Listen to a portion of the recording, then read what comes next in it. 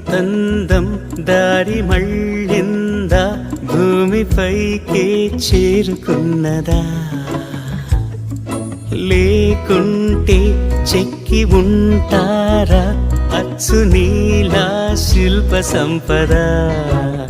జగత్తు చూడని మహత్తు నీదేలే, నీ నవ్వు తాకి తరించే తపస్సిలా, నిశీదులన్నీ తలంచే తుషారానివా.